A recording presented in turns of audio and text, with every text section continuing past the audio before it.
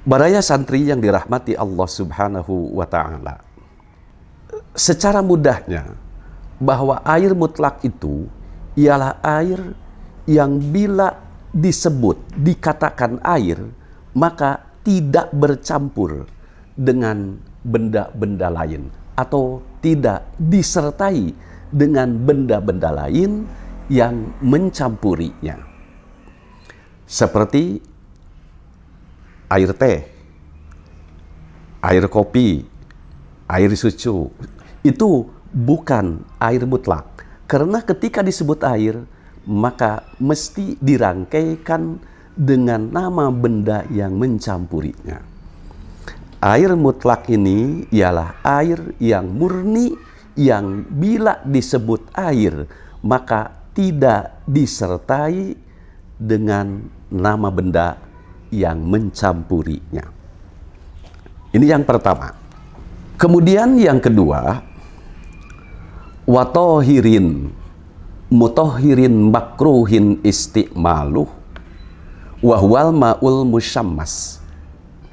Bagian kedua adalah air yang suci, boleh dan halal diminum. Mutohirin, juga menyucikan, boleh dan sah, dipakai, digunakan untuk berwudu, mandi wajib, dan menghilangkan najis, dan dimakruhkan menggunakannya untuk badan. Diminum halal, dipakai wudu dan mandi wajib, boleh dan sah. Hanya makruh, sebaiknya dihindari, tidak digunakan, air tersebut tidak digunakan ke badan kita, seperti mandi. Apa itu? Ialah air al-musyammas, air yang panas karena sinar matahari dan di dalam bejana yang suka berkarat.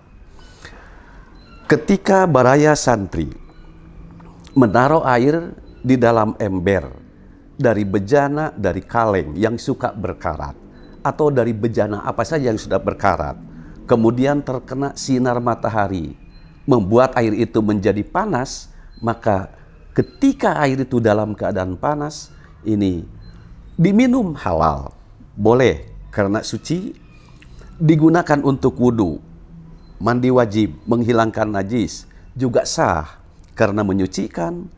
Tapi ketika digunakan untuk badan seperti wudu, mandi, dan lain sebagainya, maka itu makruh menggunakannya. Alias sebaiknya dihindari, tidak dilakukan, karena menurut hadis itu akan mengakibatkan penyakit kulit. Ialah bagian kedua, al-ma'ul musyammas, air yang menjadi panas karena sinar matahari. Dan harus ingat, itu di dalam bejana yang suka berkarat.